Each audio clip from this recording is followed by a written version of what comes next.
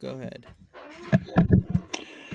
Hey, welcome back, Raider Nation. This is Jeff, New England Raider Boosters, here in the house, along with my guy.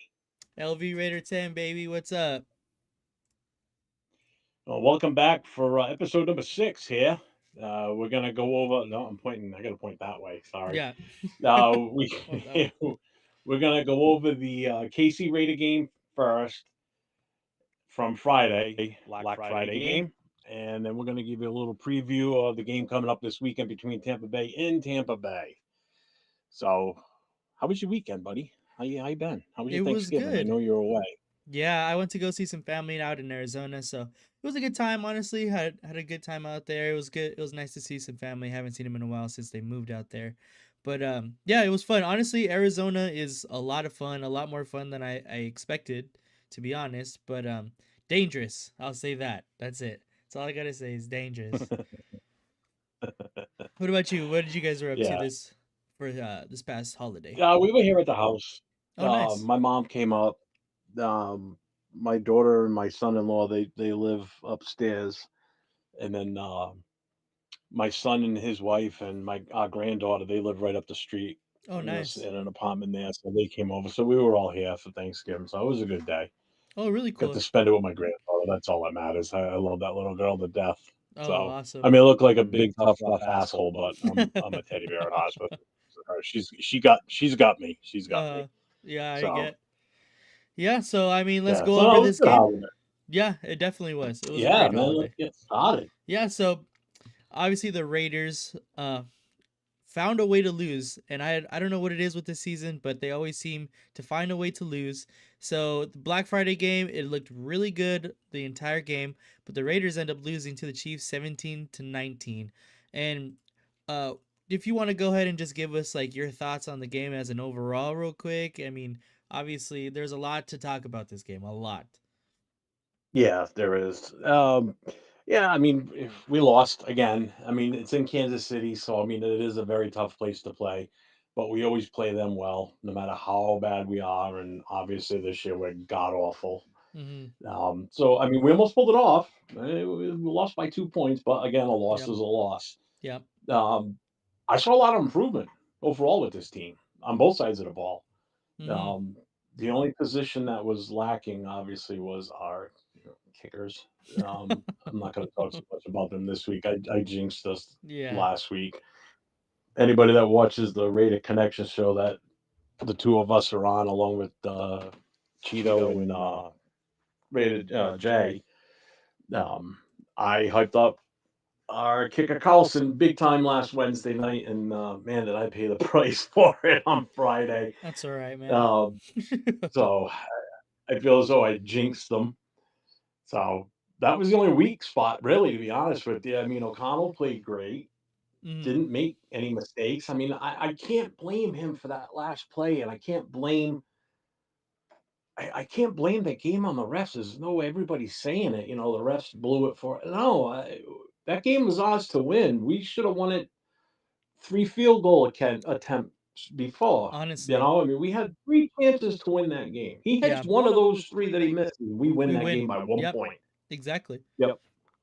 So it was a 9-point swing missing those field goals, and Carlson's usually on the money and just he had a bad day. It Mhm. happens. I get it. So I can't lay the blame like everybody's like, oh, the ref screwed us. Yeah, I mean, it was kind of a bullshit call.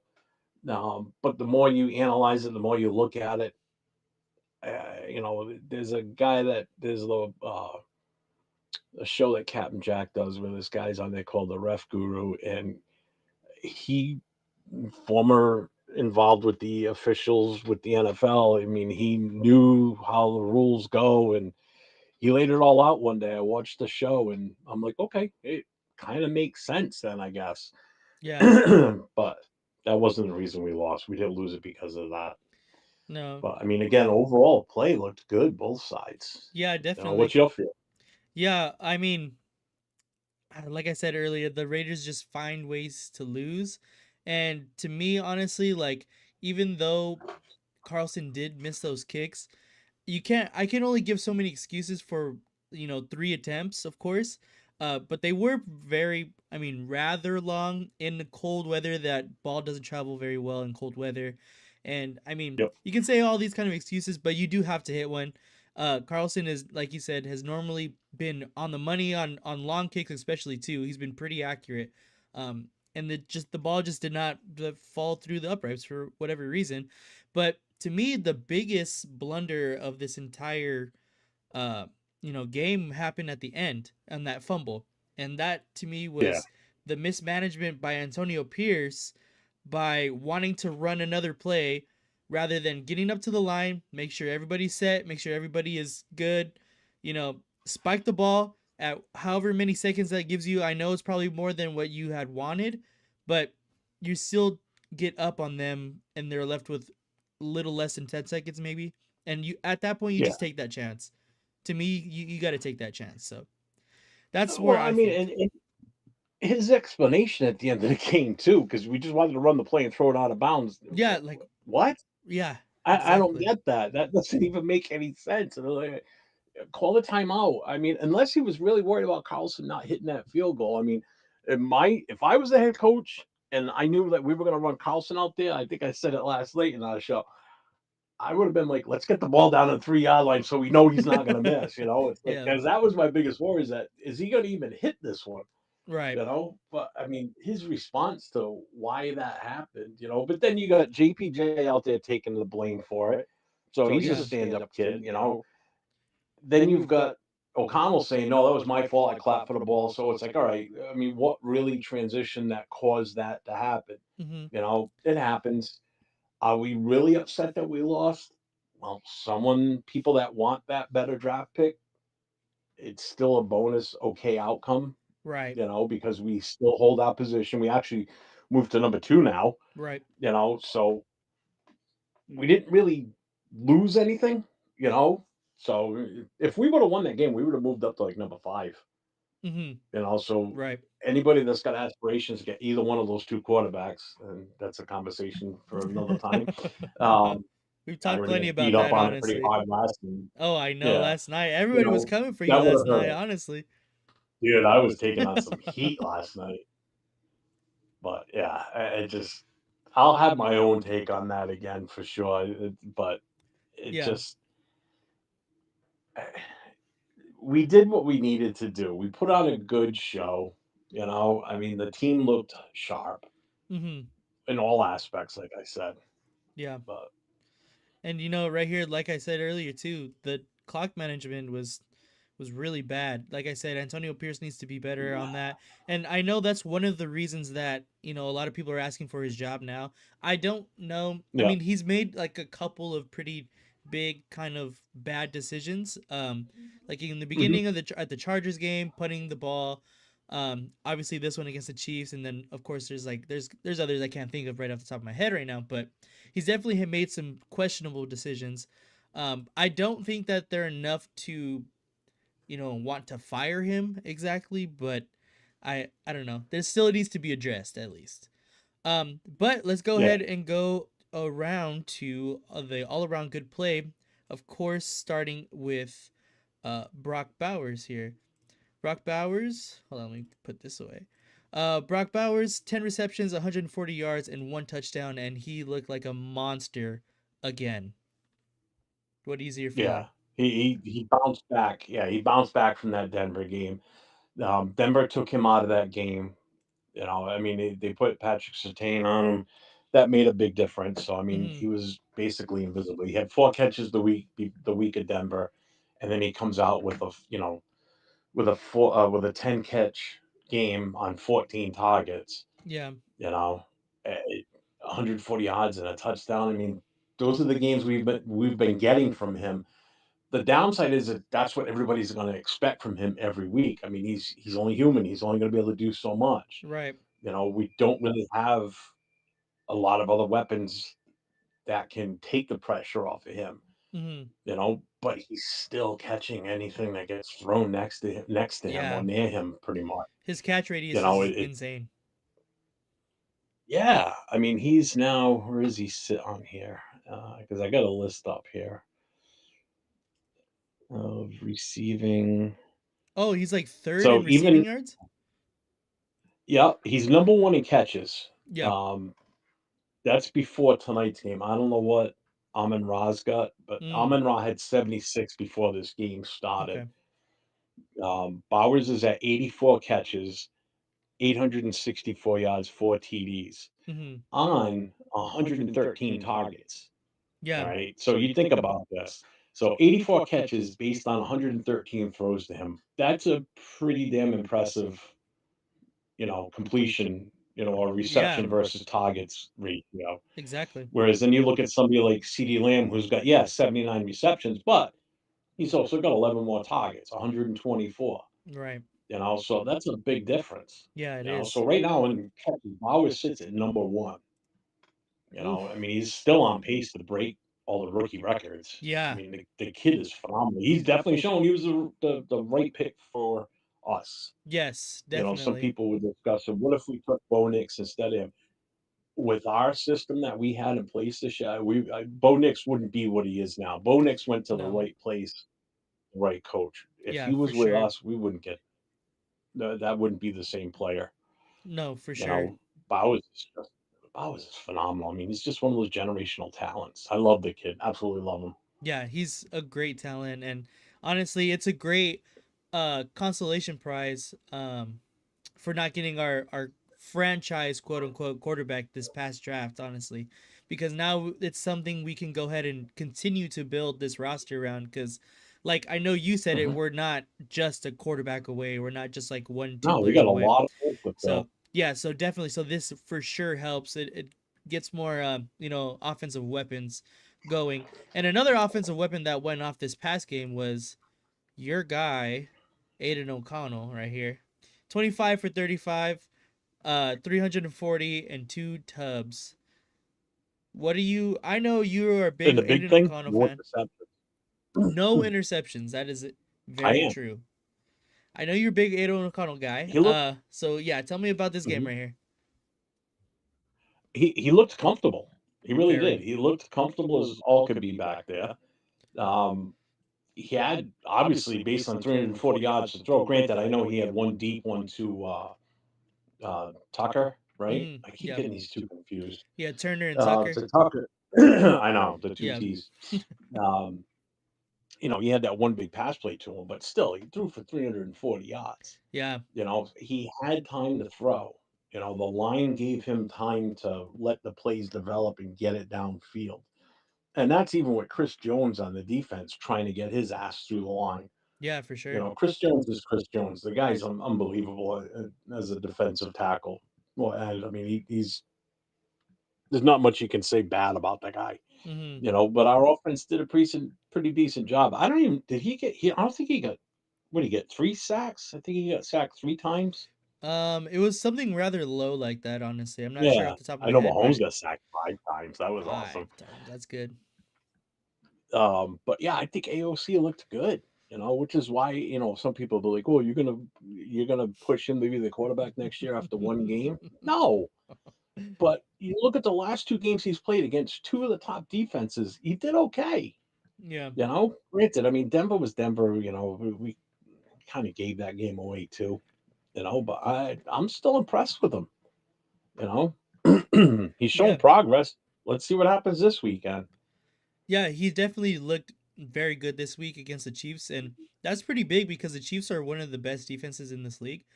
And there was some I said it yesterday, there was some throws that I wish he didn't make, but then there was some like the Jacoby Myers throw that we were talking about yesterday as well that he looked like he just zipped it in there, put it only where he can catch it. So as long Mhm. as he can stay consistent, I'm honestly excited to see what he does for the rest of the year because the rest of these games are not against great defenses. So if he can light them up, No, the conversation gets a little bit more hot. The stove gets a little bit more hot about, hey, do we keep him? What's going on? But yeah, so let's go ahead and continue on the offensive train here. And yeah, let's talk about the Raiders rushing game. The Raiders rushed for over 100 yards and is the only second time this season that they have done that. yeah, And that's pretty huge because the Raiders have had zero rushing attack this entire season. It feels like It's they very have not been able invisible. to run the ball at all so far this year. Yeah. So who do you think is the main component of this revamped rushing offense? Running backs, offensive line. What is your take? Um, if I have to actually say the reason I think the running game's taken off the last couple of weeks, I think it's Philbin being the offensive line coach, Mm, training these guys right, getting them, to adapt to whatever it is they're running for plays now. yeah. Switching what looks like they're running this pure power blocking scheme. Right. So I think he's one of the biggest hands in this. Yeah, I'm sure Turner is obviously, because he's calling the right plays based on the personnel that's in there. Right. McCormick looked awesome in my eyes on Friday. His Yes. field vision is good. Like he's giving the play time to develop as he's looking through his progressions as he's running the ball, Mm-hmm. and he's automatically looking and seeing that the hole's not there and then breaking it outside. I mean, he had a couple of good runs out to the right, out to the left hand side, Oh yeah. breaking it wide and gaining some yards in first downs. I mean, the kid's at rushing average this weekend was I think it was it 6 something or was that the week before? I think the week before was like a 6.5 or 6.7 um, yardage per carry. Mm-hmm. This week it was in the fives. He's still got, an extremely high average per rush. Yeah. Granted, he's only got minimal attempts right now, but Right. still, I mean, the kid looks like he's got a promising rest of the season at least until we decide what's going to happen. Oh, for He sure. should be the number one running back in the backfield. In all honesty, give him a break when when it's on third down. If you want to put in Abdullah, I'm fine with that. Mm-hmm. Because Abdullah is a better catcher out of the backfield, but I'm sure Yeah. McCormick will get better with that too. Yeah. Definitely. The running game's like night and day. We Yeah. had no running game before the coaches that got fired got fired. Honestly, it seems like exactly like you said, completely different. Um, to me, it's kind of a combination of both the offensive line as well as the running backs because, like you said, McCormick really finds the hole and is able to hit it um, more successfully than like Zamir White has. He just like runs to the back of the offensive lineman, honestly. But then also you Yeah, bring in JPJ and he's moving people off the line. So the combination of like two different components in this offense, it honestly it's making a lot of a difference. It's and we can see it every Sunday because whenever McCormick gets the ball, he looks like he's ready to break one off, and I'm waiting for him to break off yeah. that one big play and honestly solidify him on the next season's roster. So as Well, we're I talking mean, about McCormick here, hold on, I'm gonna bring up his stuff real quick. So he had 12 attempts, 64 yards, and then like we were saying, he was very impressive. But go ahead, my bad. yeah. No, that's fine. No, interrupt whenever you have to. I don't care. Um, the the good sign about McCormick now, if you think about it, is the fact that we signed him to the active roster now. Hmm. So it's like he's going to be here to stay now. At this point, they can't put him back on the practice squad now because I think they're only allowed X amount of times throughout the season to keep moving them like that. Right. So he's in that position now. Whether he's used as a number one or number two back, who knows? But either What's way, the good? kid's definitely, yeah. I'm fine with it. I just can't wait to see how the rest of the season, ends up. What's Yeah. up, Raph? Yeah, definitely. Like we were saying, McCormick looked super good this week, and I'm honestly excited to see where he continues to develop from here on out. He's Hmm. obviously had a lot to go through. He's been on the team since I think it was like 22 or something like that, and he's battled through some injuries. So it's nice to see him, finally come to his own right now. But let's go ahead and Yeah, continue on this offensive, take right here, and we'll go ahead and spotlight Jacoby Myers, who has had another good day. 6 receptions for 97 yards, and he is, like I've always said, he's probably the best number two receiver in this league, honestly, and he continues to show it. I mean, obviously, you want him to be more of a complementary piece to your number one kind of guy, but he's doing pretty good with his number one projection right now. Obviously, our number one guy is Brock Bowers, but still, Jacoby Myers Yeah. has still been pretty good on the outside. I mean, you traditionally want that number one wide receiver, and he's forced into that number one position because DA's gone, and I don't miss him at all. I think we're actually better without him, Yeah. um, which is tough to say based on the talent that DA is. Yeah. But I knew when McDaniel's brought, oh, I'm sorry, not McDaniel's, McDumdum, when he brought over Myers from New England, I knew we were getting a good receiver. Living Uh-huh. in New England and seeing what the Patriots did with him, and seeing how good of a player he really was on a team that really didn't have a lot of talent. Mhm. This kid was good.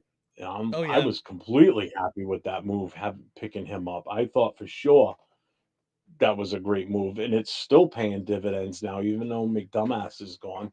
We're still that's the one benefit of somebody that he brought over Mhm. to this team that's excelling and wants to be here, Yeah, and definitely. like playing for us. He's a leader in the locker room. I'm happy with him. He had a great game this weekend. Six catches for 97 yards is on this team with this offense. That's pretty damn good. From your number one wide receiver, as Oh far as yeah. I'm concerned. You Definitely. know, I'm happy with him. I I really am. Now, if yeah. we can get a bona fide number one wide receiver and he moves back over as the number two guy, Mhm. that number one guy is going to draw double more than likely if he's that big of a target. And now you've got him over there by himself on single coverage. He's going to be even more productive, Oh, for you sure. know? And Yeah. that's why, getting another wide receiver adds more value to Brock Bowers, because who are you going to double Yep. up out of whoever the three are, you know? Exactly. So Pick your I, poison. I, I was impressed with Jacoby. Jacoby's a good dude. Yeah, definitely. I've already said, I've said it a bunch of times. Jacoby is a great player, and like you said, he wants to be here, and that says a lot, honestly. Like a player that wants to play for a team will Mhm. give his all, and I've already spotlighted a couple times. Jacoby blocks well enough, and then he has the want to block, and he has the want for the team success. So that's pretty Yep. big, honestly.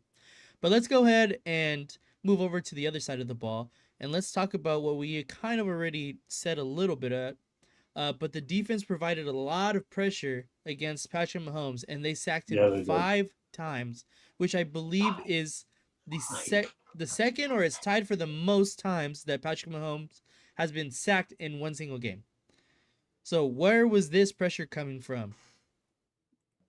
I mean, like the usual, it's coming from Max. I mean, how many times did Max get in the backfield and didn't sack him, but still laid a hand on him? Exactly. I mean, the defense overall played well. We were getting pressure on him, and it showed because he was getting aggravated. They weren't moving the ball like they normally do. Again, this offense for Kansas City has been kind of lackluster compared to what it's been in the past. This Mm-hmm. is the year of their defense, and I'm sorry, but the defense doesn't look very good either, though. No. On Friday, but yeah, Mahomes is not the same type of player. Um, he also doesn't have this a lot of. He doesn't have the same weapons he's had too. He's had a mishmash of players that are running in the set, running for running backs. Right. So it's it's a different team, and our defense is only getting better. Even with all the Definitely. injuries. Now, again, another game. Imagine if Wilkins was still there. There's been a different. It would have been a And different game. Would have and been their even more corners. pressure on him. Yeah, it would have been even more pressure on him. Yeah, You definitely. know, I know people keep touting that Tyree's getting better. I mean, he's still He's a he's not ways. he's not a bust yet, Yeah. but man, he's still slowly getting there. He's still missing something. Like Yeah. he still needs that little extra oomph to him. I think if he wants to stay at the edge position, he's gonna have to lose some weight, because he needs to get faster off the line. You can see multiple times if Mm. you watch him specifically, and the ball is snapped, he's like a B off or a B and a half off, and that is super like That is the difference between getting to the backfield, getting a sack, and getting blocked out of the play. So Yeah. I think if he wants to stay at that edge position, he's gonna have to either cut some weight or I don't know get faster or something. But if they want to move him inside, keep Coons on the outside, move him inside right next to Christian Wilkins, and use his strength, which is what he Yeah. was known for coming out of Texas Tech. His big body, big frame strength. He's gonna have to put on some weight. So, it depends on his development and where they want to use him. But Hmm. that's kind of my take on Tyree Wilson. But another person that is just a give a round of applause to Tom Telesco is Caleb Von Chason right off of the Oh my practice God, squad. yeah. Caleb Von Kid's Chason been a has been, godsend. oh my God, he has been incredible for the Raiders down the stretch so far. Yeah, Yep. I that is just a great pickup by Tom Telesco. And from what we had last year when we thought we had zero depth at the pass rush position, now, looking forward, we have a ton with Snowden, Chason, Kuntz if we keep him, Tyree Wilson, of course, Max, and then up front, guys like um, Christian Wilkins and Butler Don't and forget Spillane too. Spillane in the back. Like, I think he's continuing to, build this defense. Obviously, stuff has not worked out this year with injuries, and we kind of been, behind the eight ball in injuries predominantly. But if we get everybody together and everybody's healthy, that defense is going to be scary. Honestly. Well, you got to think about this too. With our injuries in the secondary, especially, this game was lined up for Mahomes to have one of those superstar games because our Right. secondary is so beat up. Exactly. Yet they still they still couldn't get a lot of they couldn't get a shit ton of yardage on us like you would have expected. Kelsey's still Kelsey. Mm-hmm. He's always done a number on us. Look at the earlier this year in the first game we played them. He hadn't done crap all season. He comes and plays us, and we're always his get well game. It seems like because Yeah. we're horrible against tight ends, which is what scares me this weekend. Right. We're always horrible against tight ends, no matter who the fuck they are. We've always had issues covering tight ends, and Kelsey always kills us. He didn't have like his superstar type of game. Mm-hmm. You know what? I didn't even know what he put up for stats. Now I want to look because Yeah, that's a good point, honestly. Because I didn't. honestly, he did not seem to have like the game he normally puts up against the Raiders, No, no, but not at he all. still was he was there for sure, obviously. But Yeah, normally we expect like from Travis Kelsey against the Raiders is like 2, 3 touchdowns, like over 100 yards, yeah. kind of crazy stuff like that. But yeah, he did not have his normal Raider kind of game. Where is he? It's 7 for 68. Granted, 7 catches, but he only 68 yards, 0 TDs. Yeah, His longest catch was for 24 yards. You know, yeah, so I mean, he didn't have. So you take that one long catch away, he's only at like 44 yards for the day yeah. on 6 catches at that point. So Mm-hmm. he didn't have like a superstar day like he's had in the past. You know, Hopkins had 4 for 90. You know, he had that one long catch for Yeah. 34. Everybody else was all mediocre, like 4 for 58. Worthy was 5 for 54. So I mean, nobody really blew it out of the water. Yeah. Granted, Mahomes threw for 306 yards, Mm-hmm. but he also attempted 46 passes to 26 completions. So his QB rating was crap. Yeah. One TD, no interception, but the sacks killed him. Mm-hmm. Five Definitely. sacks. I mean, the defense was on fire. Yep. It was a great showing by the defense. Yep. Another Um, game we should have won. yeah, definitely. Um, I believe that's it for that game. Obviously, we want to move on from all the Yeah. losses. It's kind of hard, in the position we're at, with the draft and where we thought and where we wanted to be in this season. Hmm. It's been a very turbulent season, but let's go ahead and look forward to Tampa Bay. Oh, wrong one. Tampa Bay just squeaked one out against the Carolina Panthers, who admittedly beat the Raiders pretty badly in Las Vegas. So, They what do we whooped think us. about Tampa Bay versus Carolina and coming out of a very, very close game? Um, I think our offense versus their defense, I think we match up pretty good. Mm-hmm. Um, Especially Jacoby. I think all around really between the passing game and the running game, depending on how they use McCormick in this. I think we match up pretty good against their defense. Um, our defense against their offense, I'm a little bit more worried about that one, Uh-huh. mainly because of the receivers. With Godwin and Evans, those are two very good seasoned wide receivers that are going up against the young secondary and the banged up, damaged secondary. Yeah.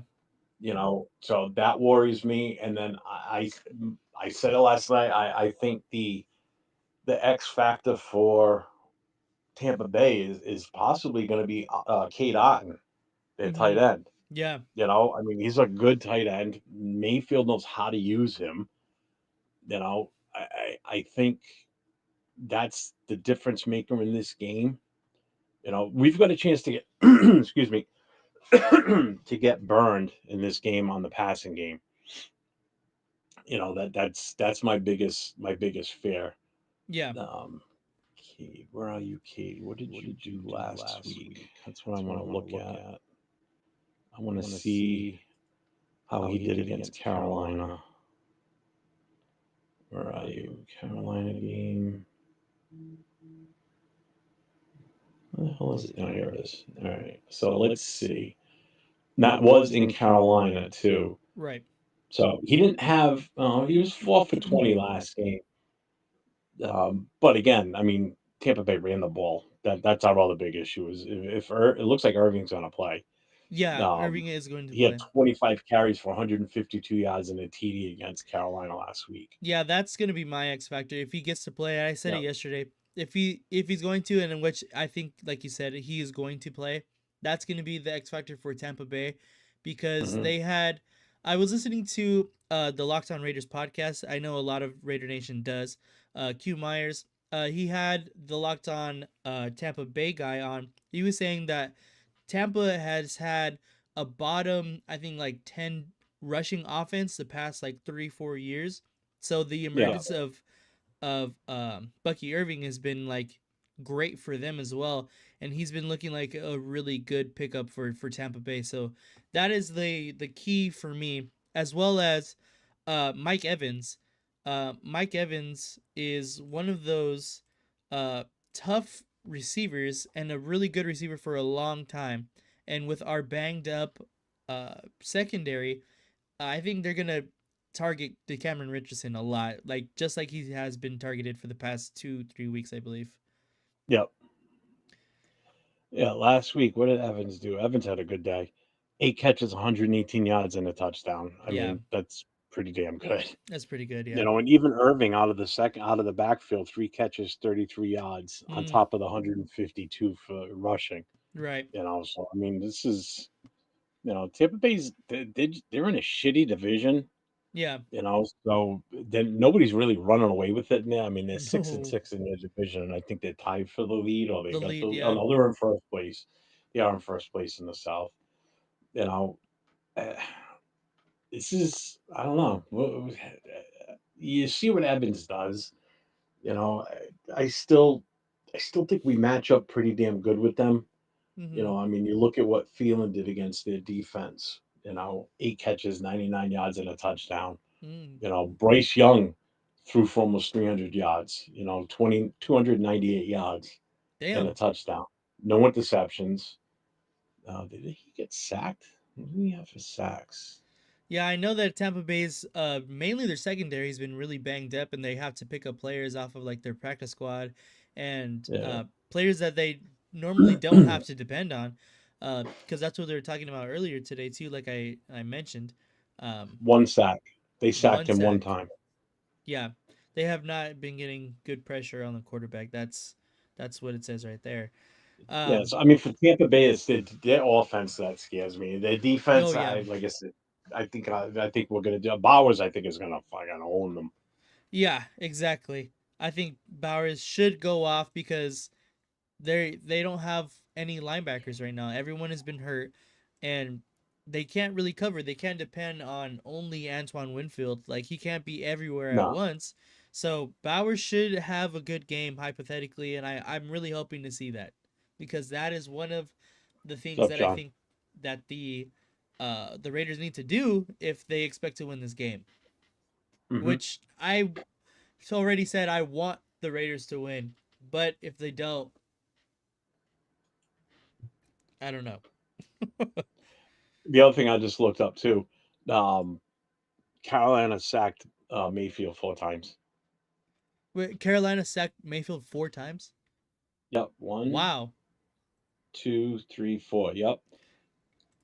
that's pretty significant, especially with the pressure that the Yeah, Raiders defense was Clowney had putting up. one, Barno had one, Wallace had one, and Smith Wade had one. No, not Smith Wade. Jewell had one.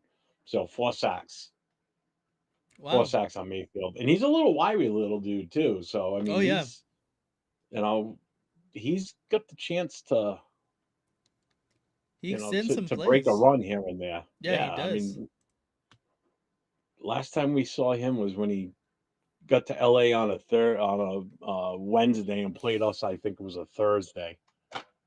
Some ridiculous time frame. He was only there for like less than 48 hours and he beats us. It's like, are you Yeah, shitting me? I was there. You know, I is the I same thing going to happen this time? recall. Is he still going to have our number again? I hope not. Well, they don't have Van you know, Jefferson on the Bucks, so that's good. yeah, yeah, No Van Jefferson. He doesn't scare us anymore. Um, no, no. But yeah, let's go ahead and we already talked a little bit about the difference makers for Tampa Bay, but let's go ahead and do the offensive line play for the Raiders. Their play has definitely improved. We kind of touched on, what they did in the rushing attack, but they've definitely improved since the bye here. And I seen a graphic, I think it was on Instagram. I can't remember. It might have been Pro Football Focus, but Colton Miller was one of the five or four offensive tackles from last week that didn't give up a pressure, Hmm. which is crazy. Which is because he's been having a pretty bad year so far, but Yeah, to he's got that shoulder injury, and you can see it's affecting him. exactly, but that's really good sign. To have Colin Miller at least get back to the level we expect him to play at. Yeah, yeah. I mean, the offensive line definitely looks better. I mean, I even as much, and as well as anybody that watches us, um, I've been on Parham's ass for Yeah. weeks, and how much I Yes. just think he's not it. Hmm. Um, I even gave him compliments on Friday, which was huge for me. Yesterday, I heard Um, that too. I think everybody was surprised yesterday that he did that.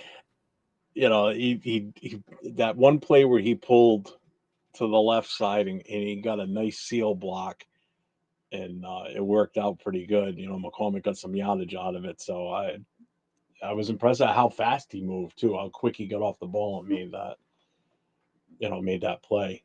Yeah. So I mean, he's better on Friday. Let's see what happens this week. I mean, I watch him like a hawk watches a mouse down in the small. I mean, I do when I watch him play. I don't like I said, I don't get to watch the games that much on Sundays because I'm at the bar with the rest of the Booster Club members. Uh-huh. But when I get a chance, usually on Monday or Tuesday, I'll rewatch the game. As bad as the game can be sometimes, I'll still Yeah. rewatch it, and I just can on him when I watch it. Yeah. It's just, oh, it's brutal. I want us to win. Also, tanking is not the Raiders' way, nor is it the way to success. Yeah, I agree. Change this team. We need the best available players throughout the draft. Yeah, I agree 100%, John. I've got my take on he. I don't know if you were here, John, at the beginning of this, but I definitely got my take on on what I think we should do in the draft, and it wasn't very popular last night. as, Yeah. as LV rated 10 can attest for it. Yeah. I got one beat up last night Yeah, last night, in the let's just chat. say Jeff had a very insane take, but honestly, not a take that I haven't seen before though, which is Yeah, why I was kind of surprised that I seen so many people in the chat from last night act so like um negative towards it. So like I don't know. I don't think it's like that bad to be honest because considering if AOC does go off these next couple of weeks, that like I said, that narrative is gonna start showing up a lot more if he continues to. Hell yeah. Yeah, but And who's gonna look like a smart guy? This guy. And if he sucks, who's gonna look like an idiot? This guy. just Oh, like the Daniel Carlson and AJ yeah, Cole don't takes, remind me. huh? Do you want me to pull my paper bag back out? It's right Yes, here. let's see it. Let's see the paper bag out. No, it'd be the price. I'm done. I jinxed us and we lost Friday. But yeah, I mean, nobody. I don't want to see us tank either. I want to see us keep No. winning. Yeah, You I don't, know. I don't want us to see his tank either. Like I've always said it as well, that I want to see the Raiders win every game no matter how it affects our draft position and no matter what Hmm. basically. I because a win is way better. Everybody feels better. The team, the organization, the fans, everybody feels better after a win rather than, oh, I guess we lost and we're better in the draft position now because yeah, I mean, Yep. it's good, but like also you want to win. And if you don't Well, want to win, I don't know what to tell you. I'm sorry. if you don't want to win, go be a Bears fan or actually just be a Jacksonville's fan. Yeah, If you don't want to win, I mean, because honestly. I thought we took it to an art form. They're, oh my god, they Yeah, are they're so bad. Watch yeah. them beat us too now. After I I just know, said huh? that, Honestly. but how upset are we gonna be? Because if they beat us, we move in the number one slot, provided we don't win any other games. Well, I think I'll be upset because I'll be there and then I'll have to drive That's home all true. upset. What's up, Death Pile? How we doing? So what do we else? What else you got on Yep. Tampa Bay? I'm not even talking kickers about the Tampa Bay game. I am staying out of that conversation.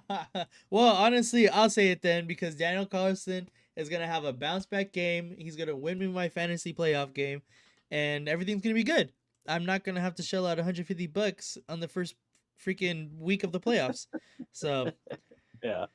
but let's go ahead and continue the Tampa Bay game discussion. And what is the keys to victory for the Raiders if they want to win this game? What do you think the Raiders need to do to defeat Tampa Bay this Sunday? John, I'm going to answer that question in a few minutes after this. I definitely want to put my take on this show on this too. Um, the keys at Bauer's early. Get him involved right away. Mm-hmm. Yeah, and I agree with Death Pile too. Establish that Establish the run, run. which Mm-hmm. we've got an semblance of a run now. So get McCormick involved early too. The sooner we can get McCormick going, and the sooner we get Bowers involved, you know, the sooner that the field will open up more and get the play action going. So we can we can do some more plays downfield. Because I mean Yeah. it showed last week that O'Connell can get the ball downfield. I mean that Yeah, was a for sure. beautiful throw last week. Yeah. That long touchdown throw we had, that was just right on the freaking money. And I know people are complaining about O'Connell not being able to, thread the needle. I mean, he threw a pass to, I think it was Tucker also, in between three different defenders. They had him set up in like a Bermuda triangle, and he Yeah. fired that thing right in there, and it was a completion. So don't tell me he can't get the ball in there, because I mean that was a perfect example of it. Yeah, You know, definitely.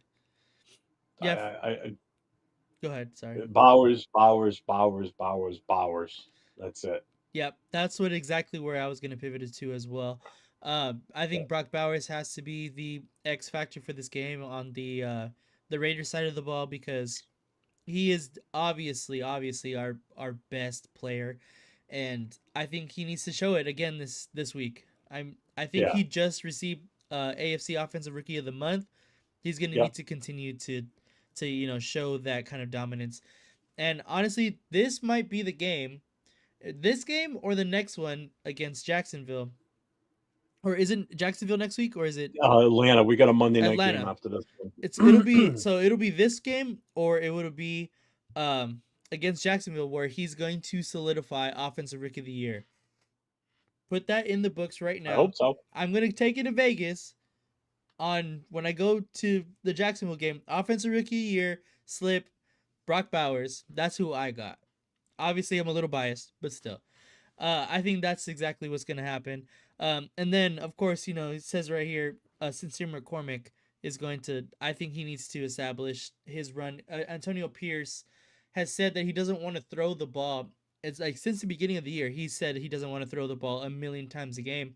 He wants to establish the run, work off play action, and Aiden O'Connell's the perfect kind of quarterback to go ahead and be able to do that. So Yep. the main one for me though is Brock Bowers. That's for certain.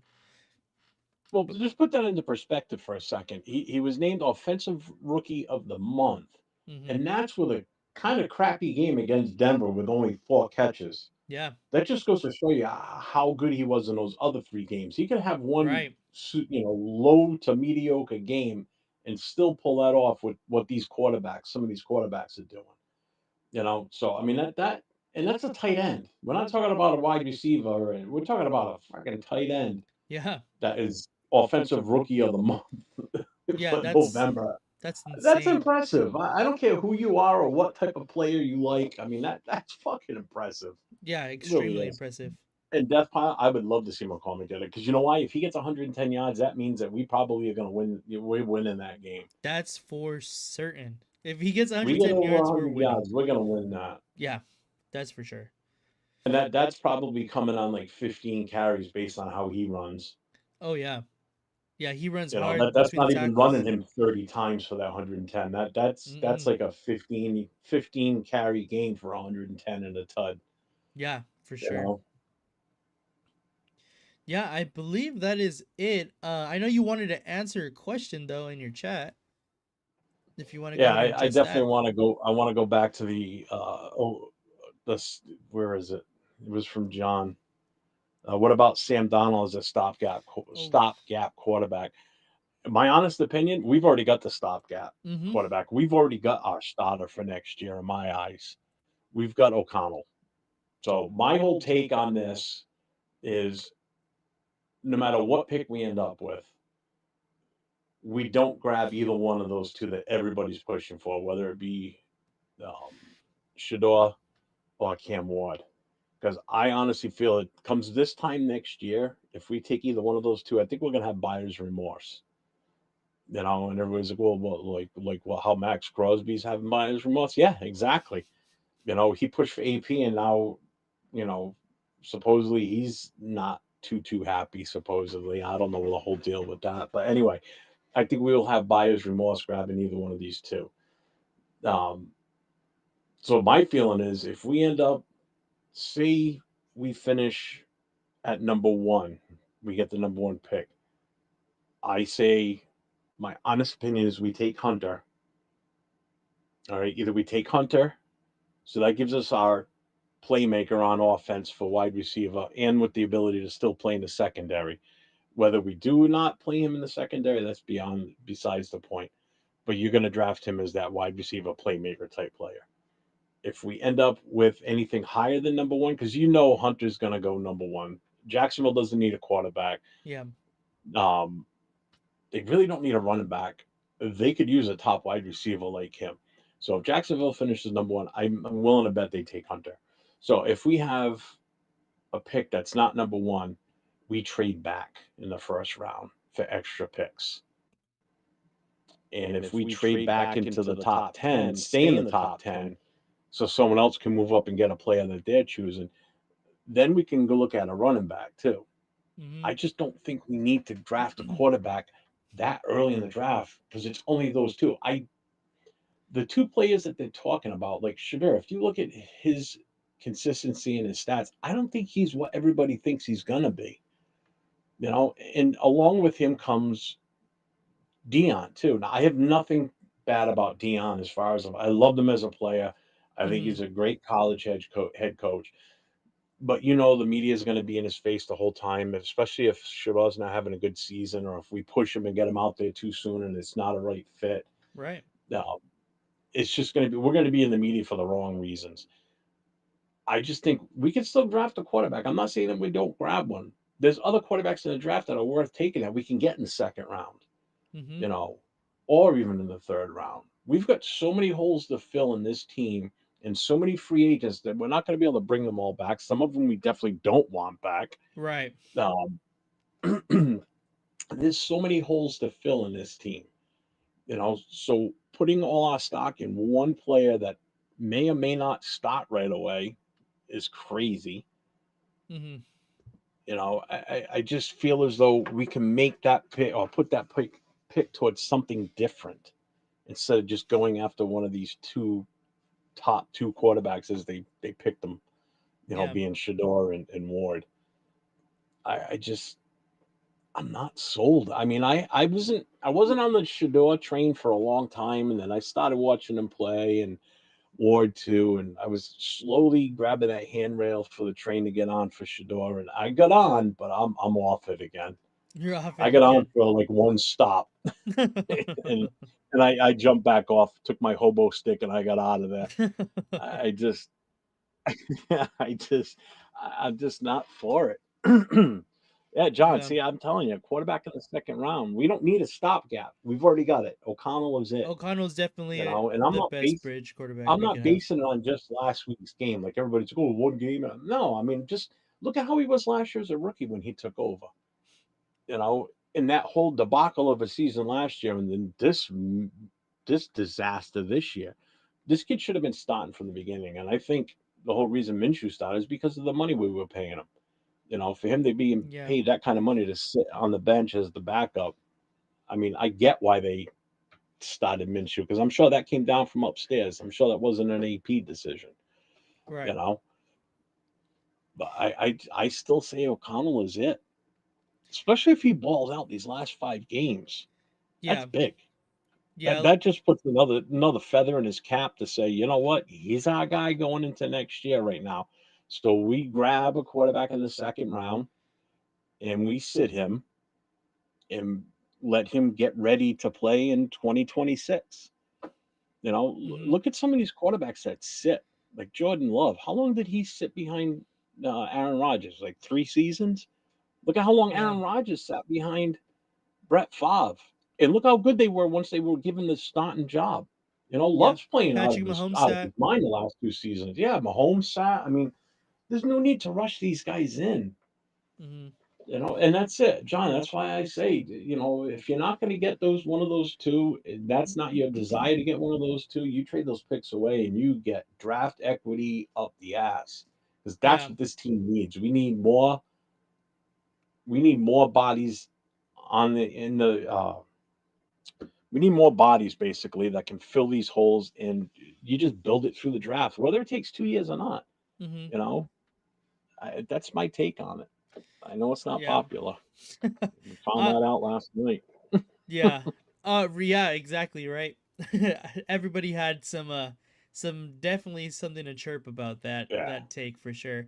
But my thing is on the whole ordeal is I I was not a Shador fan either, to be honest. I was not. I felt like he had too many problems, off the field issues and character problems, and I, like you said, there's gonna be a lot of stuff surrounding the Raiders if he does come to Las Vegas, and the whole stigma of Las Vegas already. Like it's gonna be a lot. Hmm. It's gonna be tough to handle as an organization, and it's already been tough to handle as soon as we got to Las Vegas. Like so Oh I yeah. don't know if we need all of that media and spotlight. And obviously, the old saying is no, every press is good press or there's no bad press. But for the Raiders, it always seems like it's bad press. So, It's yeah, never good. yeah, exactly. But as far as Shador or Cam, I definitely have warmed up to the idea of Shador Sanders. Like completely just blocking out the everything that comes with it, and with the possibility of now I'm seeing Deion Subject. Sanders is possibly coming to the Raiders as a head coach, offensive coordinator, No blah blah blah. fucking way. Like No fucking it's way. already started and they're not even I here know. yet. He's not even I here know yet, that. so it's like that's exactly what we're talking about. I mean, do But I think he could be an NFL coach? Yeah, but not here. No, no. It's going to be a media circus. oh God, yeah. that hurts my brain just thinking about it. It But really does. as strictly as players, I think Shador is going to be or has the tools to be more successful in the NFL than Cam Ward does. But with the right environment, coaching, and development, Cam Ward has that potential to be that Josh Allen type of player, honestly. But the Raiders do not have a great, history of developing. quarterbacks and developing players in general, to be honest, because we always see, you know, players come in and then they go to another team and they're really good. So Yeah. it's hard to bank on the development. I know it's like obviously you can't like base it on old coaches, and obviously there's a whole brand new coaching staff and stuff like that, but just the history repeats itself. So that's kind of my take on that. But what I think is going to happen, and I might honestly put money on this one, Tom Brady is not letting Shador Sanders go anywhere besides Las Vegas. There's no way. He trains with him in the off seasons. He is a very close friend. Max Crosby is a very close friend of Shador Sanders. Um, they might have the same representation. There's just too many connections that Shador Sanders has in the Raiders front office personnel, uh, and so I don't think he's going to go anywhere unless we, like you said, we get the number one pick. I think Hmm. you have to get Travis Hunter at that point. That's the only way that I think we do not get Shador Sanders. That's the only I mean, way. the kid's talented, man. I mean, he's going to win the Heisman. I can't see anybody else beating him out for the Heisman. And I'm not saying grab him because he's a Heisman Trophy Yep. winner, and we have the history of drafting Heisman Trophy winners and shit. Yep. The kid is just that much of a difference as a playmaker, and that's what we need on offense. We've got one already with Bowers right now, but you throw him into the mix as a receiver, and man, talk about a different offense comes next year. Yeah. This allows us to, sink some money in the free agency for some veteran offensive linemen that can come in and help make a difference with this team. That's where we need to build starting from with free agency is offensive line. And then next up after that, as far as I'm concerned, free agency, see what's out there for defensive ends. I know I looked at the list the other day. I forget who was the top guy for, but another defensive end. You need somebody that's bona fide on the other side. We don't know what Kuntz is going to be like when he comes back from this injury. Is he Right. going to be the Kuntz of last year, having a good year and everything? Because his defense shined at the end of last year, Yeah, and definitely. it's a completely different situation this year. The defense took a while to get going this year. Mhm. You know, Yeah, so for I sure. got a question though, Death. When you say you were on the train, what train? What were you on? Were you on the keeping AOC or Shador? Just trying to figure out which where he was in that. Oh, what's up, Jay? I didn't even see that he's in here. Yeah, just curious to see what he The says. Oh, this. Sanders Oh, so you train. want Sanders? Okay.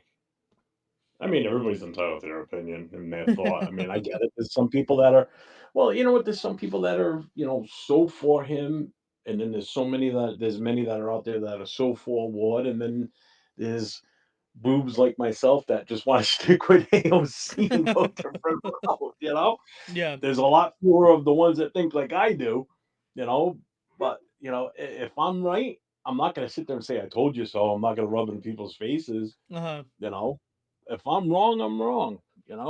Yeah. But I we'll never know until this season's over. There's no telling what's going to happen until we know exactly what draft pick we have, what we're doing for the coaching situation, whether it be head coach, OC, DC, whatever. We don't know what we're doing. We can speculate and wish and want all we want. Right. Yeah, I should rub it in. Yeah, after the beating I took last night, yeah, I should say. Um,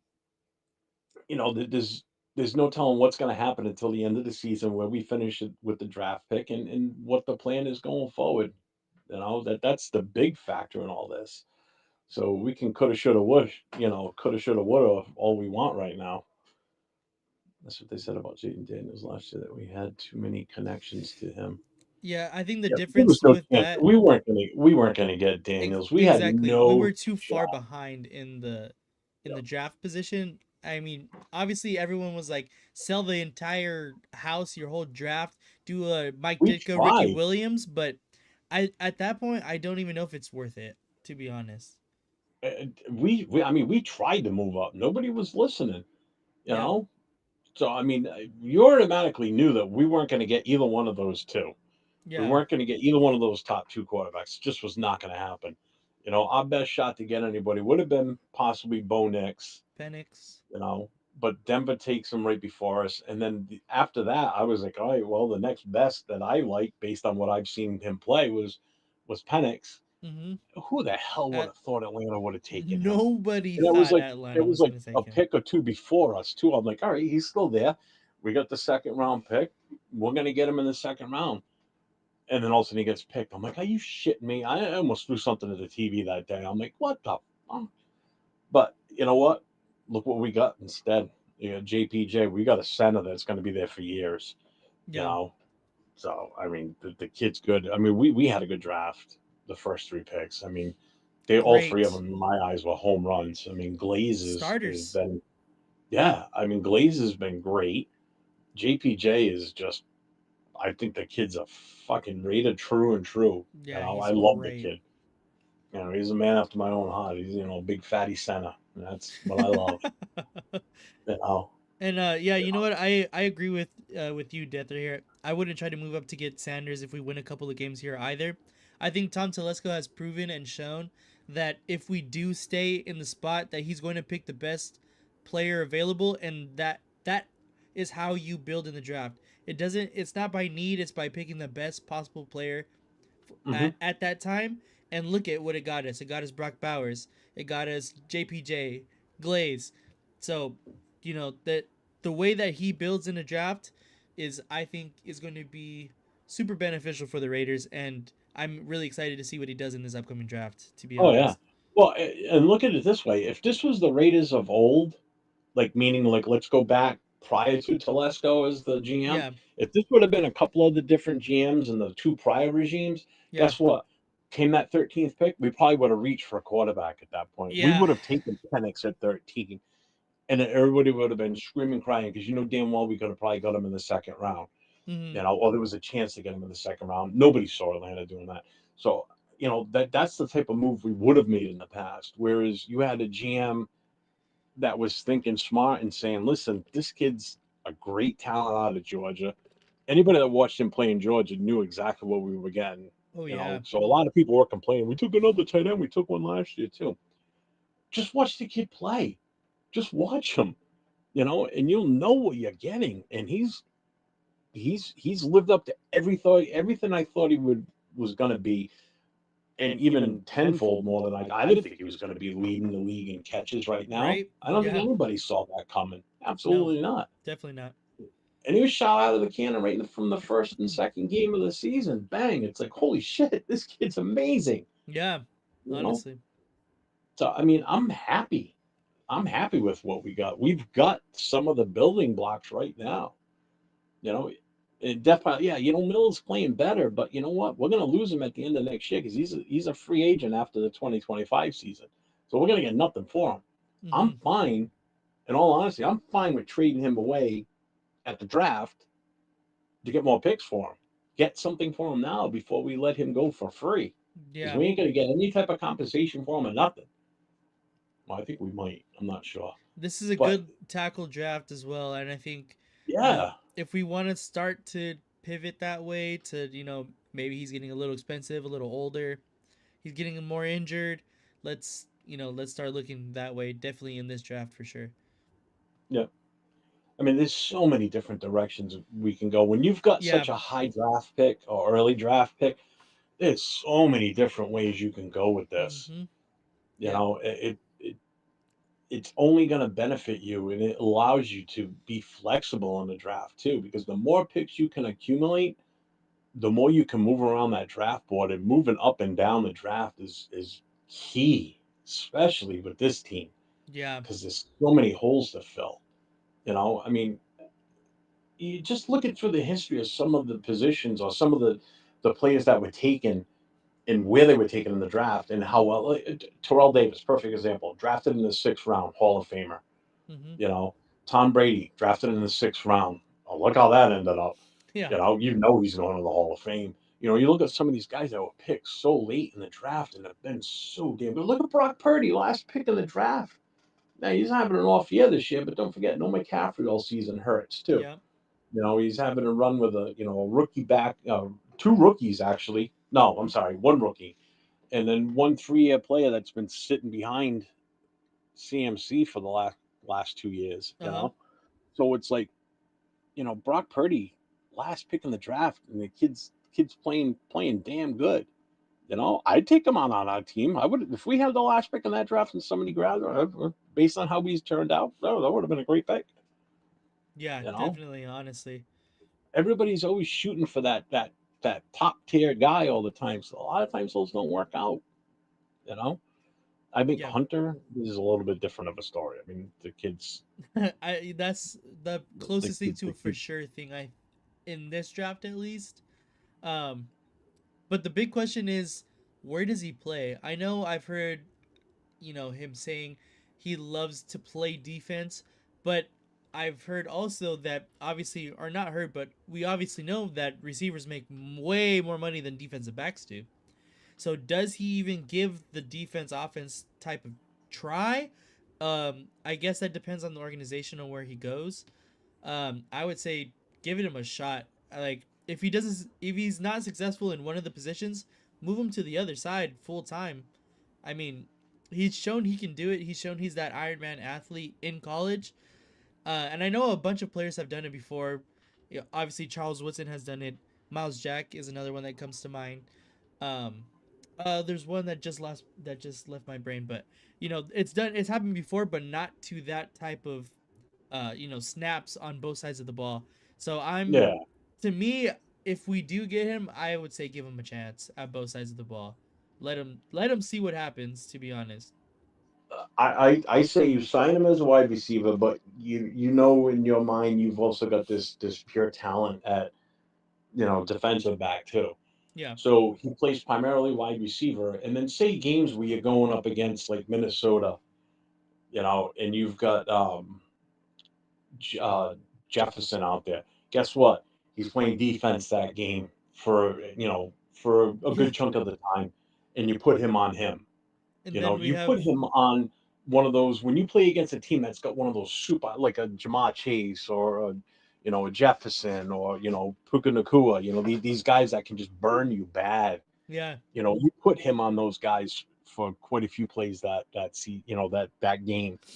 You know, See what type of impact he has. But you sign him primarily, or you draft him primarily as a wide receiver because that's what you want him to excel at.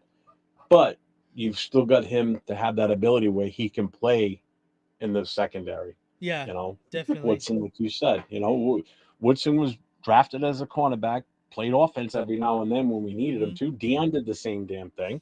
Yeah, that's right. You know, it's that same situation, but the kid would be primarily our wide receiver. We need him on offense more than defense.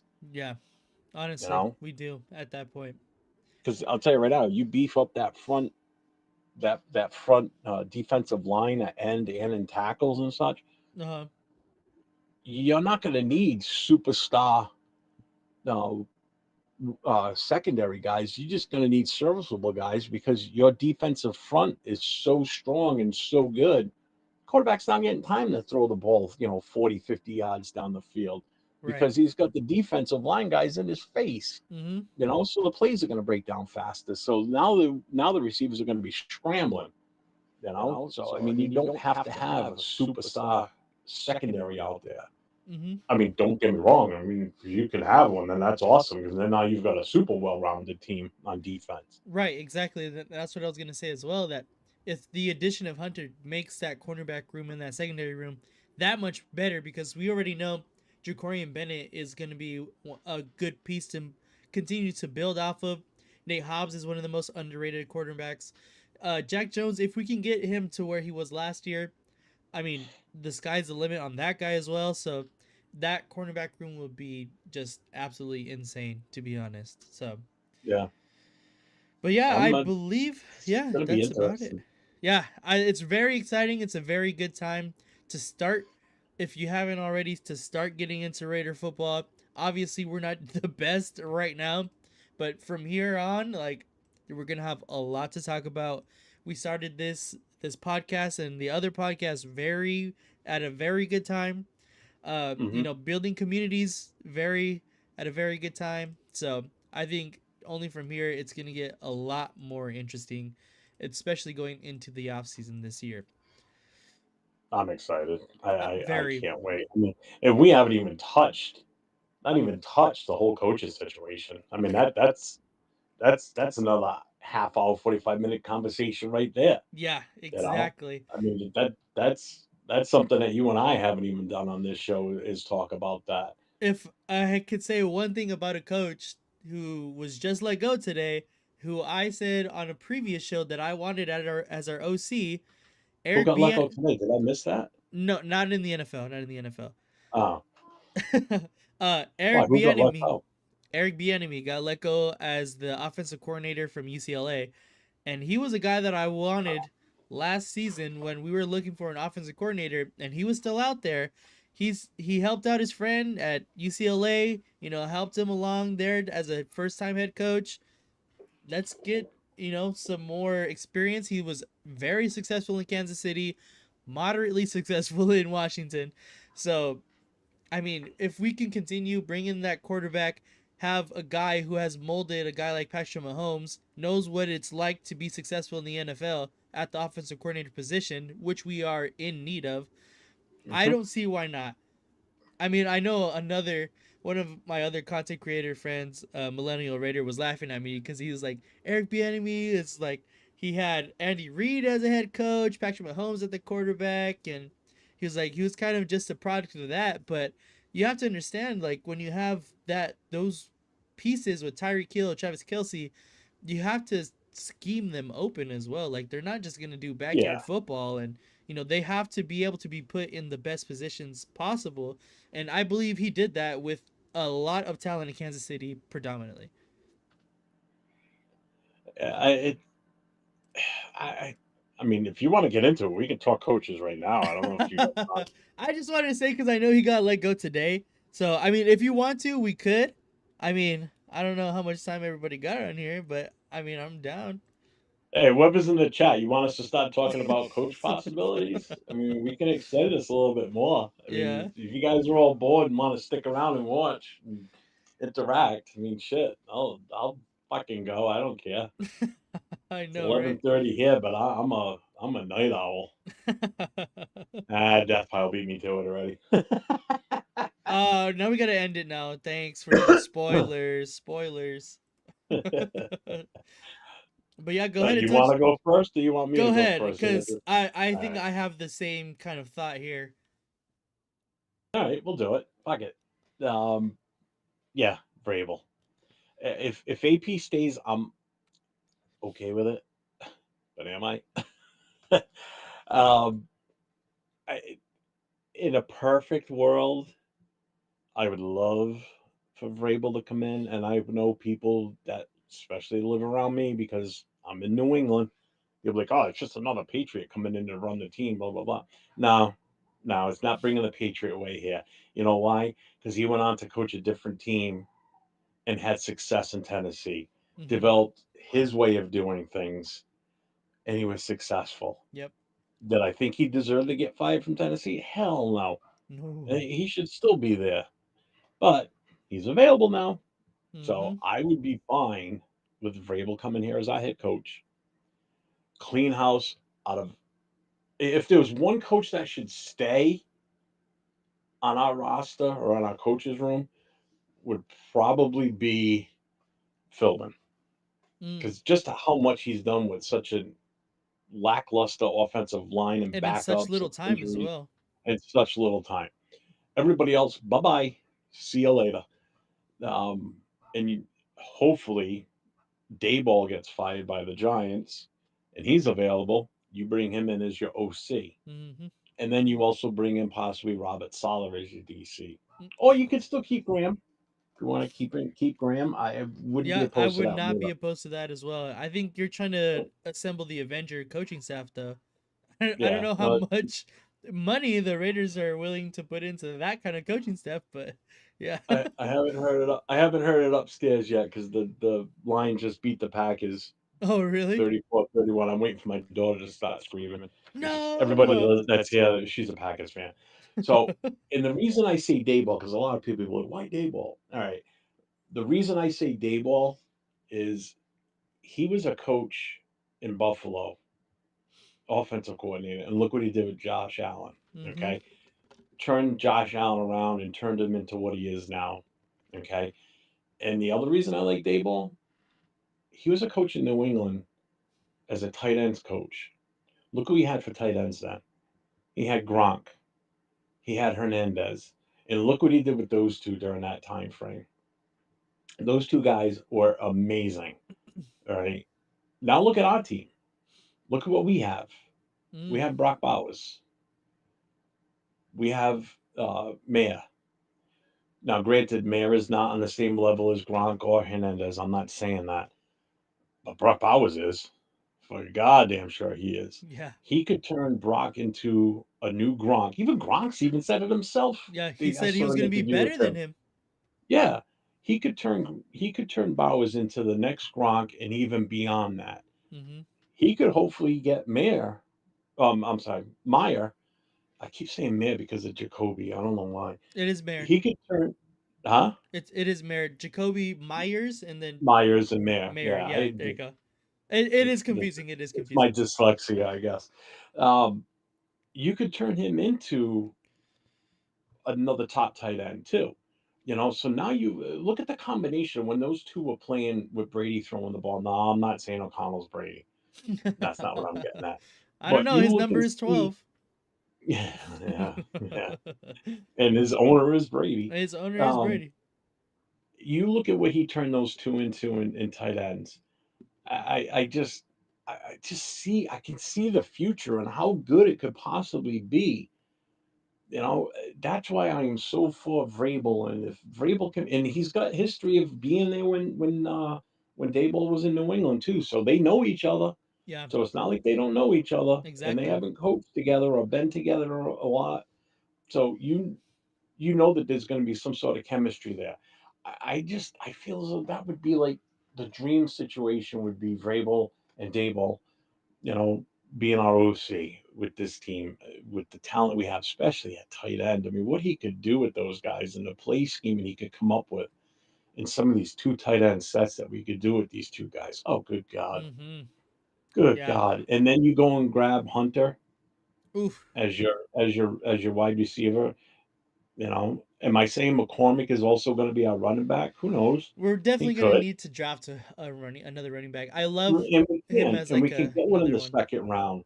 We can get one further on in the draft that's still going to be, a good starting running back for Yeah, us. it's You really know, deep in the running back department in the draft as well.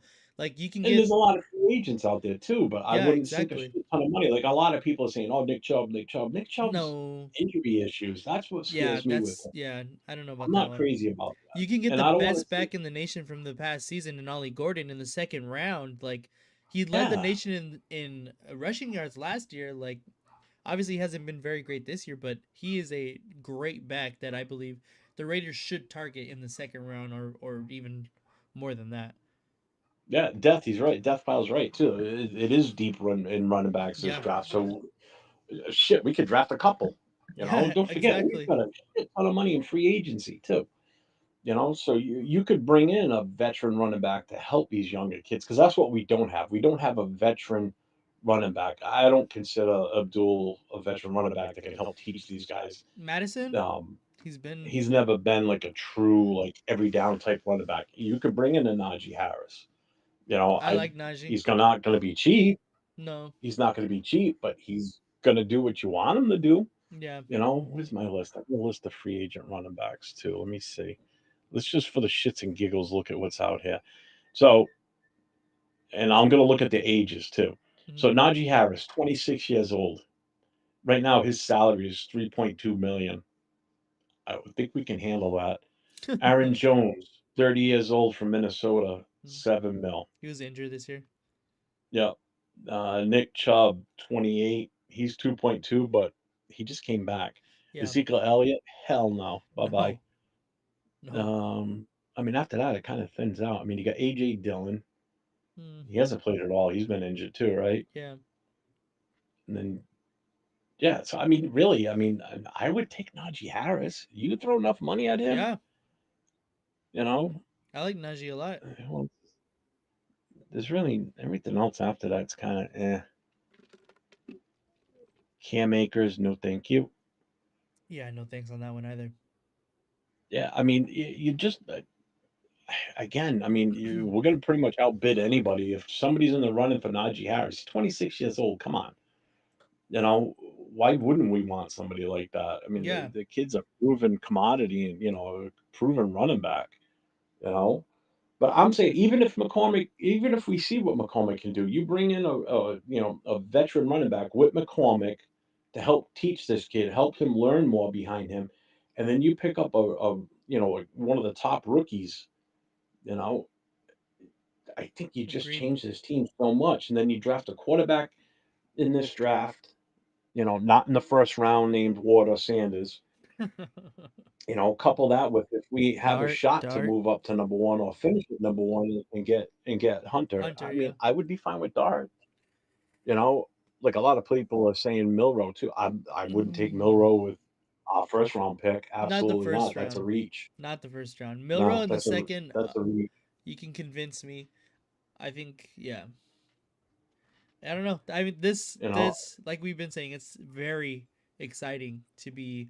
I And mean, don't forget, we got 2 third-round picks because we get the one for the DA. We're not gonna get the right. second round because No, no, he's no, he ain't making the All-Pro, and they ain't going to the championship game, so no. that's out. So we're not moving up to the second round with that pick. Would have been nice, but we're gonna get a third round The for nice thing about that was the salary dump. Honestly, if we had to retain a whole bunch of his salary, then we're in a completely different position.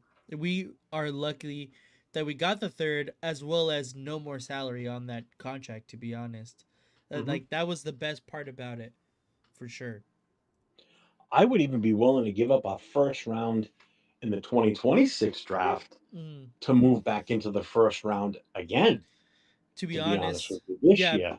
like if we do, like I think we've definitely have said it before, do the Texans draft where they went up and got CJ Stroud, they went up and got oh my god, what's his name, Will Anderson Yeah, Jr. And yeah, if we do that with Travis and Shadur, or yeah. Travis and No, ex quarterback, name him whatever your favorite quarterback at the time at the position, you cannot be mad at it. Honestly, I don't see how anybody can be mad at that, because that shows that the Raiders are aggressive, and it shows that they're willing to bet on themselves. Really, like they're able to bet on whoever their favorite quarterback is, or whoever it is, and that will completely change the entire roster. Honestly, at this yeah. at this point, I mean, again, if you look at it, because 2026 draft quarterback options for that year. I mean, Arch Manning's the one everybody's already talking about for right? 2026. So if we draft our quarterback in the second round in this year's draft, and we hold AOC as our starter going into next year, and then see where we are, we wouldn't have to worry about drafting, uh, you know, say finishing high enough in the first round because I don't see us finishing with a top 5 draft pick after next season. I No, think I we're going don't to think so improve either. enough to win more games and not finish with such a high draft pick. Yeah. Um, I I definitely feel for the Hunter thing to draft him, and then if we can give up our 2026 first round pick and move back into the first round, and you draft whatever position other than quarterback in that first round. I get the Shador and Hunter because of their chemistry together already That playing in would college be all this time. insane. I get that, but I still don't want it. I still wouldn't want Shador not because of that reason. I just don't want him. I'm not comfortable saying yes. Let's put our money on this kid and our future Yeah, and our I team on get this that. kid. I think the whole um like the baggage that comes with Shador, if he comes in with Travis, I think that gets tamed down like slightly. Um Hmm. because I think just their connection, their friendship, like, coming obviously from college, and so on and so forth. Travis Hunter is a way more level headed than Shador Sanders is. So I Oh think, God, yeah. like, way I mean, the more. kid doesn't drink, he doesn't party, he doesn't go anywhere. He just eats, drinks, and sleeps football. Yeah, exactly. So I That's what think makes me so happy with this kid. If we could get him, is I'm all for it. exactly, and I think that if they stick together, should not Shador, but Travis will help Shador along the way become a little bit more professional. To be honest. Hmm. I agree, Death Pile, and that is impressive to me. Also, he comes in and 2 games into this new offensive, coaches. I mean, that was that right there is already telling me that this kid can adapt. You know, just had one of the best divas on our team. Shador is a saint compared to the previous players. Yeah, I think Yeah. he's right in between. Shador is right in between Antonio Brown, which is like the furthest diva, and then uh Da, which was, I mean, he was way more diva-ish than uh when he first came here. Shador's like right in the middle somewhere right there. He's a little bit more than Devonte Adams. No, Jay, I'm not letting it happen. I don't want it. I don't. I don't. Don't let it happen and make me come on here next year and say, I fucking told you so, that it was a bad fucking move. Because I can already see the writing on the wall. Yeah, But I get it you. just, I could see us, if we did that, man, if we could get Hunter first, if we finish with #1 pick, we take Hunter. And then after that pick, we mull around a little bit and all of a sudden, oh, trade coming in. Oh, the Raiders are back in the first round. Oh, and with that pick, they're taking whatever the Genty, the running back from Boise, Idaho. From Ooh. Boise State. Oh my God, you kidding me? And Ashton then the rest Genty of would the be draft, crazy. you go offensive lineman, offensive lineman, offensive lineman. Because They're think gonna about it, you get catch passes McCormick, for us too. They you throw get the ball. McCormick. Listen, you get Hunter is your #1 wide receiver now coming out. You know he's gonna start right away. He's just got such talent that Yeah. he'll beat out anybody. Then you got Jacoby opposite him. Then you got McCormick in our backfield as a holdover from this year. You got a free agent, and let's say Najee Harris because you can afford him, and then you grab Genty. So look what you've already got right there, and then you build up your offense. Bring in a free agent uh, offensive lineman, whether it be guard or tackle, left side, Hmm. and then you go from there. You've already got your tight ends. You're sold there. You've already got your quarterback because you keep an AOC. Just think about how this team could build, and then you also address your defense in free agency and in the rest of the draft, and Hmm. it's going to pan out. I'm telling you, it would take my thought process of when I said that we got set back 5 years when we gave the coaching reins over to McDumdum. I Uh huh. said from when he was hired, he set us back 5 years from that moment he said, I'll take the job. We're already 2.5 years past the time he got hired. And look where we are.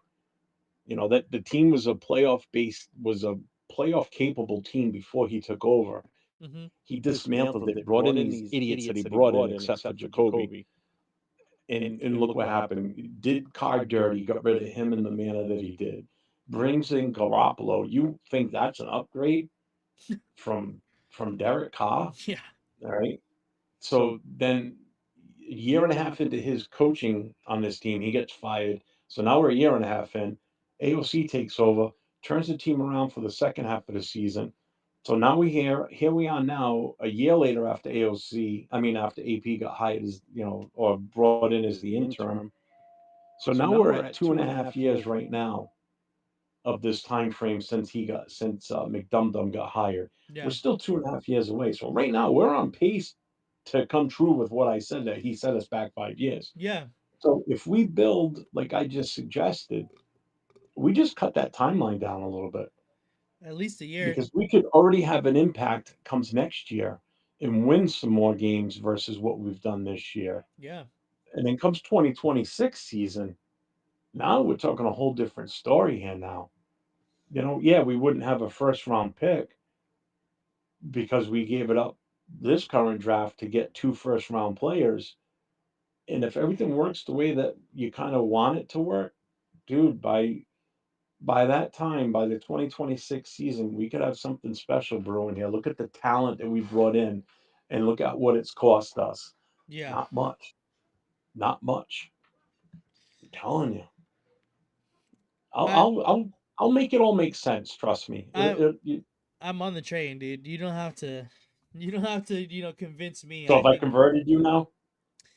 I don't know about the whole. I'm still on the fence on the quarterback position specifically, Yeah. but the the pick of Travis and then Genty and then developing, and that sounds great to me. If that happens, if we get first, like I said, you have to pick Travis Hunter, and then like you said, giving up our our first round pick next season's draft, Hmm. I would be completely fine if we go get Genty at that point. Honestly, completely fine with it. Telling you, it's gonna be sweet. Yeah, I think it's yeah, It's got great potential. time. I mean, come on. It's got potential if you think about it. It's got very good I'm potential. not just some crazy old gray-haired dude from fucking New England. I mean, I got some weird thoughts, but I got some I, weird I think thoughts. I think not in that way. Um, I mean, I can make it make sense. The more I'm gonna keep going this narrative. uh I'm gonna convert some of you freaks over. I'll get some of yous on my side. You'll see. I already know I got a couple. I know I know Raider Ben last night was on there. And him and I were agreeing 100%. And we were getting whooped. mm, He was in the chat and I was on the panel talking, and I hit him up today, and he's like, dude, he goes, we were on the same page last night. I said, yeah. He goes, we were getting hammered. I said, yeah, we were. And MC Raider was fucking laying into me oh yesterday. He's like, yeah. you're fucking crazy. What are you smoking? I'm like, damn, dude. I'm like, I'll take it. I can take the beating. I got my Uh-huh. paper bag. I'll wear my paper bag comes next year if I have to. I don't There you care. If I gotta go. make another one, I'll make another one. You I don't know. know? But, You're not gonna wear it in against New England next year, though. I'll tell you that. oh hell no. I hope we come here to play the Patriots That'd next be year, and I hope so you I dope. hope you guys all come out here because that is gonna be just fucking epic. Yeah, as soon That would as that gets announced on where they're playing, because obviously they're gonna play because New England is gonna be the bottom of the AFC East, yeah. so they're for sure gonna be playing each other. But if it's in New England, I'm definitely going for sure going. Well, if it is like I said to Leo too, I think I said it on last night's show. You guys, especially coming from West Coast, you guys better pray to the football gods that that game is not in December. Oh, Because if it is in December, you guys are going to be fucking freezing. I'm I mean, ready it's for it. 20 something. It's 20 something degrees out there right now. The wind's blowing like a motherfucker. It's like feels like negative. We had snow last night, so everything's frozen out there. If you step where there was water, it ain't water anymore. It's fucking ice. You're going on your ass. You Yeah, guys are gonna be freezing your balls off. You yeah. better be buying some warm weather gear before So you come out. last year, the Dolphins and the Chiefs playoff game, I was Yeah, in Kansas City, which was, I guess, the coldest playoff game almost ever. I yeah, we dude, that were was nasty. Tickets for that game were like $10. We were so close to going to the game, but us stupid Californians didn't. We're not going to be able to hang in that game. We were not going to, because we were watching the game obviously from our hotel room, and Yeah, you just see people out there like freezing their ass off. There's like nobody in the stands because everybody's trying to get warm in the concourse. Like, yeah, I was like, I would have stayed. I would have brought I had my starter, Raider jacket. I would have been warm. I would have been toasty. I mean, obviously the Chiefs won, but still. yeah. See, Death Pile, man, he knows what it's like to be in cold weather. The fucker's in Chicago. Oh, there you go. He There you gets that go. lake effect shit up there. Yeah, that the wind is crazy up there. That's like Buffalo. My God. Yeah. That game the other day was awesome. Now I love watching the snow games. Snow games are so Yeah, much fun. they're so sick. That was Yeah. the only downside to playing semi-pro ball when I played because when we played in the summer. Like we played in July, August, and September. So Mhm. the only bad weather we had was fucking rain. Yeah. Last time I played in the snow was in high school. So Mhm. you know, but yeah, cold at night because you're in the fucking desert. That makes sense. I get that part. It's cold here in LA too. I mean, you see me all bundled up What? All already right. here. Okay? What's your definition of cold? Like What temperature? 60 is cold, Are bruh. you shitting me? It's 56 right You now. It's cold. I'm cold right now. 60 degrees is cold. Oh It's my god. cold, bruh. Dude, especially 60 at degrees. nighttime. It's cold. 60 degrees for me is like a freaking heat wave. I mean, it doesn't matter to me. I wear shorts all year round. I've run my snowblower in shorts in the winter while it's snowing out, so it doesn't bother me. Uh I'm like a big goddamn polar bear. I wear huh. shorts all year round. I don't wear pants. The last time I wore pants was the last time I worked a shift at the firehouse, and that um. was 6 years ago. So, and that was only because I had to wear a uniform Yeah. because we weren't allowed to wear shorts, which sucked. But All those are right. cold. Yeah. That's cold. When you're out in the elements fighting a fire all night, freezing your balls off. Yeah, that's cold. Yeah. But I can only imagine. I'd rather do that than sweat my nuts off in the middle of summer, though. But so this was a good night. It was a good show. It's the longest one we've done, Yeah, you and I. definitely. 140. Well, a lot of interaction. We appreciate everybody in the Oh chat, yeah, man. I mean, definitely. Go ahead and give us a follow. You know, we do this every Thursday. We're gonna try to do it every Thursday. Obviously, last week was Thanksgiving, so we didn't do it then. But we're gonna go ahead and do this every Thursday from here on out. And then also we have yeah, another podcast on Wednesdays, the Raider Connection. Go ahead and give us a follow on there. That's me, Jeff, Cheeto Linus, and Jay, who's right here in the chat. Go ahead and give us a follow. We'll try to maybe Jeff, you can put the link in because I'm like everywhere right now. Um, for for uh, the well, Raider actually, because connection.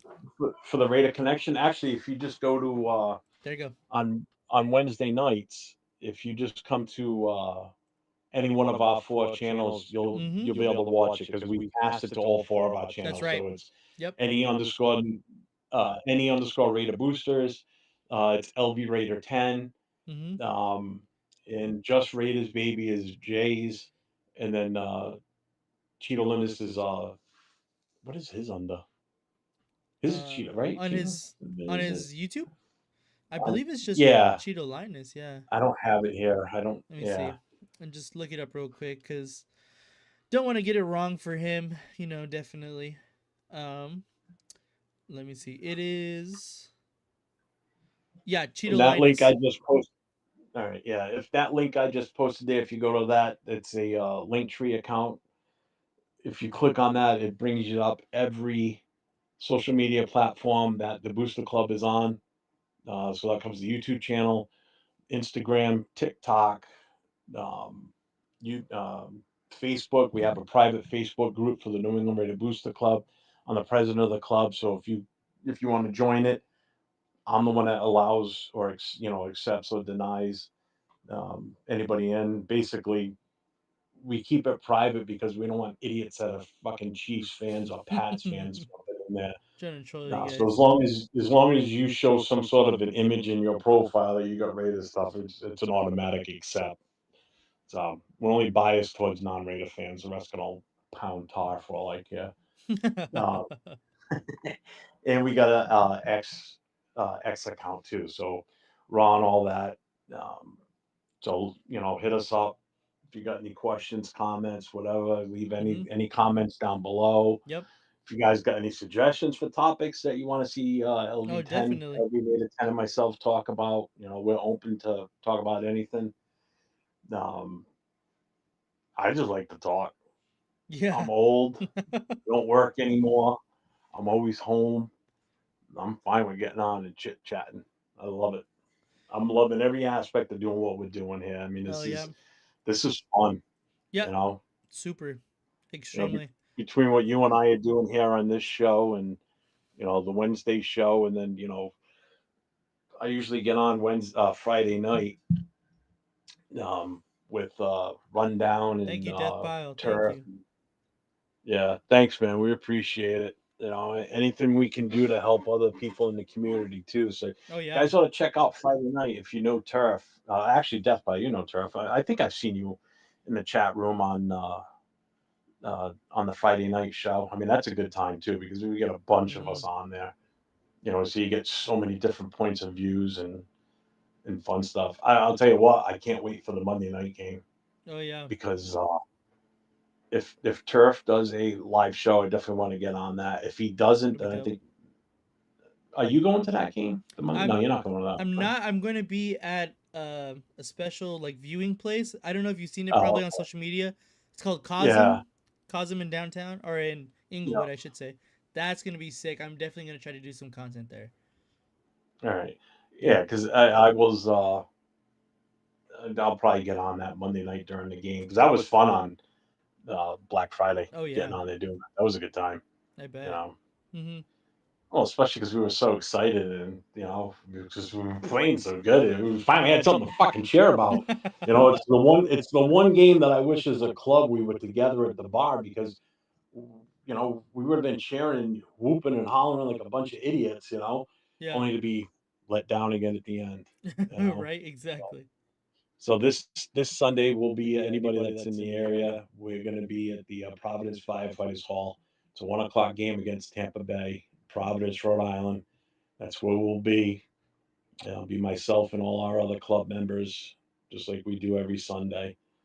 So if anybody's in the New England area, get in touch with me and we'll hook you up. We'll get you the directions and how to get there and everything. It's always a good time when you Mhm. can experience going, not to an actual physical game, but going somewhere like a bar or whatever with a bunch of Raider fans. Yeah, it's always the best. I mean, it's easier for you guys out on the West Coast. I get it because there's so many Raider fans out there and Mhm. all the different locations you guys can go to. When you're in another part of the country, like in my case, I'm in New England. Yeah. I never knew there were this many Raider fans in New England until I became, involved with the club back in '06. Mhm. It's just awesome. It's just so much fun being able to experience watching the game with like-minded fans of the same team. Right. People that love them and hate them when they're good and then when they're bad. Mhm. And someone's, it's like a therapy session too. Because we're so bad right now. Everybody needs that emotional support. You know. Yeah. So yeah, if you're ever in the New England area, man, hit me up. Hit me up on Instagram, Facebook, whatever. We'll make arrangements. I'll meet up with anybody. I mean, I'm always open to meeting Raider fans. That's Oh why yeah. I'm dying to get out to a game out there so I can hook up with you guys and Yeah, hang that'd with be you because I mean sick. that's gonna be a fucking awesome time. Hell yeah. But You know. yeah, thank you guys. Thank you everybody. Make sure to go ahead and Thank you, like, everyone. subscribe to both of our channels. You can see them right here on the screen, of course, and then we also put our link trees into the chat. But yeah, thank you everyone. Um, yeah, just win, baby. Appreciate you all, man.